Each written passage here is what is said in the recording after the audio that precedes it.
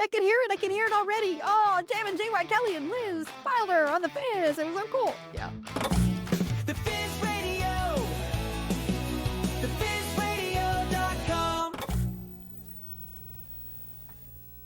Hey, Fizz fans, it's J.Y. Kelley. Thank you so much for tuning in to The Fizz on YouTube. If you've listened to The Fizz Radio recently, you may have noticed a new voice. I'm so thrilled to welcome my friend Liz Wylder to The Fizz Radio. Hey, everybody. Liz on Fizz. I love that. I just love saying that. Well, we love having you. Thanks so much for being on The Fizz. And, of course, you can hear Liz on The Fizz every day from 10 a.m. to 2 p.m. Central. She's doing middays. But you and I first met many years ago when we were both working at WZOK, 97 ZOK in Rockford, Illinois. And we both had different hair color at that time, too. Funny how that works, isn't it? It is. It's a throwback, baby. It is. It is. It's a throwback. I was doing nights on ZOK as Jammin' J.Y. Kelley. And at that time, you had been there a little while. You were doing middays. Right. When did you start at ZOK? I actually started in May of 1989. Boy, that sounds really strange, doesn't it? Yeah. Yeah. So I was there as Liz Wylder. Yeah. And I think I got there about a year later. So you'd been there a little while. And I'm trying to remember who else was on the air staff at ZOK at that time. Jeff Wicker. Jeff in the Wicker morning did was mornings. Myself middays. And then Steve Summers was afternoons. Steve's still on the air somewhere in Rockford. He is. I these think days. He's on a country station, The Bull, I think. And after you was Jerry Jensen, who Jerry has passed and is no longer with us. He did the overnight show. Did the overnights, yeah. And then weekends Awesome. we had Chuck Doyle and Roger Peters, Carol Knoll, Carol Bailing now.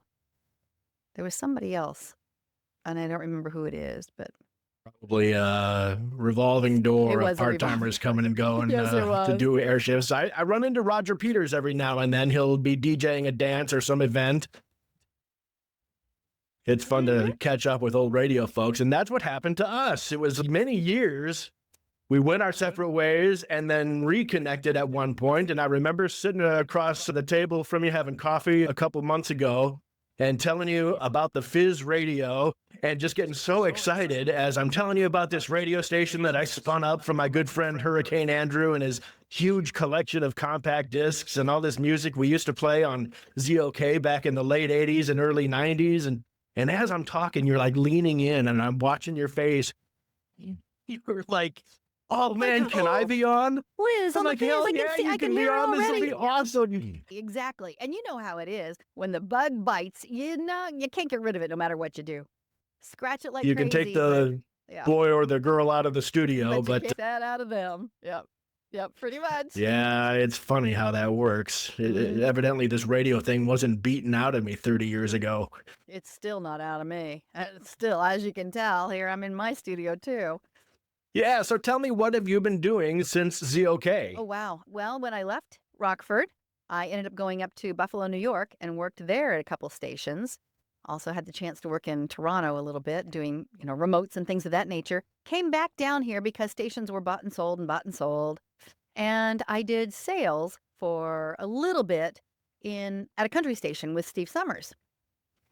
I figured I wanted to have my own recording business, if you will, and the only way to actually get the sales experience was to be a salesperson. Well, I came back to Rockford because I knew the area. My name Sure. opened doors, and I had family and friends here, so why not? I did sales for about a year and a half and then went back on the air for B103, or The Light, Okay. or whatever it is. Got married in 2000, left The Light and ended up going to B103 and went to The Light in Chicago. So I worked in Chicago, all the while building my WOW broadcasting business. So I left probably after about 3 or 4 years from Chicago and started doing this full time. So I was doing messages on hold, in-store broadcasting, anything and everything that needed a voice. Then COVID hit, and you know how COVID kind of screwed up everything or changed everything? It's the world, didn't it? It did. So that's when I got into audiobooks. So that's what I'm doing now, primarily, is narrating audiobooks. Love it. I'm learning a lot with each book that I do, too. It's not all fiction. I have found that my niche seems to be more of an instructional or first person sounding type thing. But yeah, it's a lot of fun. And you've done some TV also. Oh, yeah. I've seen you on TV commercials and things like that for like the Restore. Retool. I'm the Yeah, retool Retool. girl. Yeah. I did a jewelry store, furniture store, Rockford siding and windows. I'm doing that now. But yeah, television. I just kind of combined all that together, television and radio, put all that together. It's fun. Gotcha. So what got you into radio and the kind of the broadcasting world in the first place? Oh, quite a fluke, actually. You know, I wanted to be a dancer. I wanted to be in dance and performing arts. And high school was kind of the first inkling that there might be something else out there that I could do. You know, it was kind of fun. We had a mass media day, and we had the option of doing newspaper, television, or radio. And my thinking was, I'd rather do radio because it's theater of the mind, it's acting in the mind. I don't have to Right. be dressed up to kill just to go out to the grocery store like, you know, the TV people do now. So I went to the radio station and I took some shifts, and those that didn't want their shifts, I would take theirs, and ended up becoming a part-timer while I was in college. When I got out of college, that was my first job, KGRC Radio, a 100,000 watt radio station. I had no idea what that meant, but it's 3 states. I mean, 3 states were listening to me make my mistakes and cut my teeth and that whole thing. But from there, I went over to Quincy, Illinois, started a station there, down to Memphis, Tennessee, 2 stations there, and up to Rockford. Met you, and there we are. You spent some time at ZOK. What are your memories of working at ZOK? Oh, Lord Almighty. There was a lot of them. First of all, the station that we were, the studio that we were in, do you remember it had that huge picture window? Like on the corner. It was like a corner window, and it Kinda. overlooked. There was like a driveway that went behind it, as I Yes, recall. because the driveway So went we're on around the building, and we the had the big ground picture floor, and window so right people could there. drive around the back and like, They were you waving. know, who knows the crazy stuff that happened in front of the studio windows. Oh, that's one big thing I remember. Big thing. I remember they would always, every Friday, have wine sucks. I didn't know what the heck that was all about, but it's like, you know, partying, having a good It time. is what letting it loose. sounds like. Yeah, letting loose, exactly what it is. A lot of the remotes. I loved the remotes. In fact, WZOK stood out for me in a big way because of Big Macs. Do you remember Big Macs? A big remote It was like a trailer. air studio trailer. Yeah, huge trailer with the call letters, the size of the trailer all on the side. And inside it was just a studio. And we did a lot of remotes there, and that was a lot of fun for me. One of my first remotes was with Big Macs, and I think I had been maybe at ZOK just a few weeks, and Jeff Wicker did his roof sit Yes. on top of the mall. It was getting, gearing up toward Thanksgiving, Yep, and yep. we brought Big Macs out to the mall, and he was out there for an entire weekend, Yes. camped out on the roof, and then, of course, somebody had to board op the babysit the studio inside of Big Macs, and Right, so there right, was right. usually 2 or 3 people hanging around in there. And then you'd have everybody come and try to talk to him or bring him something to eat or bring him donations. And I can't remember what he was doing, but he always was up there around Thanksgiving time, raising money and raising stuff. I hear my cat meowing, so I may have to Yeah, open the I've door. got mine too. Must be around food time. There she is. I have my dog. I have a German Shepherd Husky mix, and she's sitting at my feet right now. So when I'm in the studio, it's a little cramped in here. Yeah, there Show she me is. around your room. It is a small little room, but is. works great, I imagine, for your. Here's my girl. There she This is. Kelley. So hi, Kelley. She's like, okay, I know what that's all about. Mom's working. Can't be in here.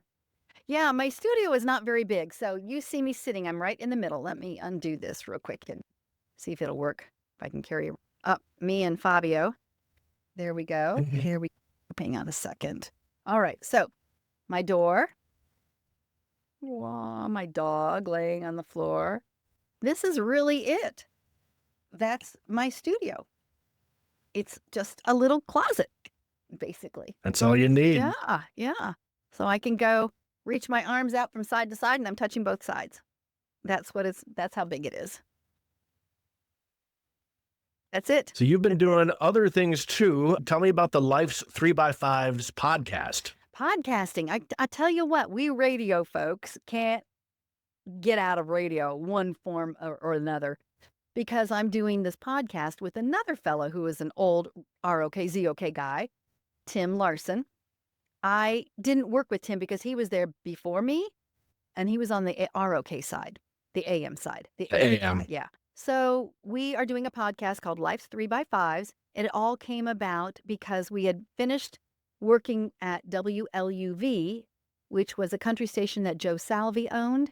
He had passed, had nobody to give it to, and his niece, Sue Salvi Buckwalter, came in and was trying to get it up to snuff, up to FCC standards, so that we could sell it. In the meantime, she contacted Chuck Doyle and Tim Larson because they both started at WLUV and kept in contact with Joe. So they knew about the station. In order for it to be up to FCC standards, they had to do a community program. And Tim says, hey, I know somebody who might be good at this. I'll ask her. Sure enough, he said, hey, Liz, could you do this? So I would interview people for the community program to get it up to FCC standards. And then on Wednesdays, well, actually, it was whatever day we wanted to, but it was pretty much Wednesdays, we would go in and play music, just whatever we wanted to play, because there was no programmer, no GM, no format. It was just whatever. And we had a blast. And once the station sold, Tim and I looked at each other and said, what are we going to do now? We want to keep doing yes, this. I'd love to keep doing this, with nobody looking over your shoulder saying, hey, you got to do this, you got to say that, and you played that many songs too many times, whatever. And I just said, how about a podcast? Tim says, I don't know anything about a podcast. I said, I don't either. But Tim says, I know people that know things about podcasts. So, excuse me. So we got it all together, and that's the scoop. We are now in season 5. Each season is, let me think about this, 15 different podcasts, I guess, or different episodes. And we just finished another one earlier today. So anyway, it's Life's 3x5s. The whole premise is that it's just two friends talking. But because we've both been in the box, in the studio for so long, each episode is out somewhere. Never in the same place twice. So it's kind of fun. So it's on location. It's on location. We all start our conversation by a question or a word or something on an index card, a 3x5 card. And that's how the conversation flows. This is our 3x5 card. There it is. So, an actual 3x5 card. An actual 3x5 card. So it's an unpredictable podcast because you never know where the story's going to go from when to when. But that's our little business card. And that's Tim. So do you interview people? You have guests on, or is it just the two of you? Not normally. We have had a few that were very intriguing. So they would come in and chit-chat a little bit, but not normally. It's just usually us talking, which surprises me that we have so many listeners to just people talking about nothing sometimes, So you guys are all radio folks. Is it audio podcast, or is there a video component? It is just an audio. Video is a little bit more difficult for us. I'm more audio as it is anyway, but we do have photos. We have pictures and things that we'll post on a website, but we've got Life's 3x5s and Storytellers Studio, which is another podcast that basically is now Tim's. It started out both of ours interviewing people that we knew worked or belonged to WROK, the AM side, because that turned 100 years old just last year before, whatever. And we thought we got to preserve the stories just like we're doing now. Preserve the stories. So we interviewed everybody. And then once that was done, we handed it over to ROK, ZOK people, and they just dropped the ball. They didn't do anything with it. So Tim continued, and he has been interviewing amazingly interesting people. Yeah. So check out Life's 3x5s podcast and the Storyteller Studio podcast, wherever you get your podcasts. We'll have to do something together. I'll have to talk to Tim and have to get you on, and Hurricane Andrew. We got to get him in that. There. We can get the whole FIZZ crew. There you go. Yeah, that would be awesome. That will be fun. That will be a lot of fun, quite honestly. Liz, thanks so much. I wanted to have you on, introduce you to the people, the FIZZ fans that are listening to the FIZZ Radio. Where can they listen? Of course, everywhere they're connected. Just tell Alexa, play the FIZZ. Play the Fizz Radio, Alexa, the player on the website at thefizzradio.com. You mentioned the Live 365 app. You can get that from the App Store, Google Play, also available on most smart TVs, Roku, Apple TV, Amazon Fire, Samsung Smart TV, and more. Look for the Live 365 app. Search the Fizz Radio, favorite us, and tell your friends. Follow us on Facebook and Instagram. And if you're watching this on YouTube, hit the like button and the subscribe button down below, and you'll get a notification from YouTube whenever we publish a new video to watch. So, Actually, when you go to the Fizz website, tell us that you saw this. Tell us your name, and we'll give you a shout out. At least I will. there you go. Liz, thanks so much. Have a good one. We'll talk to you later.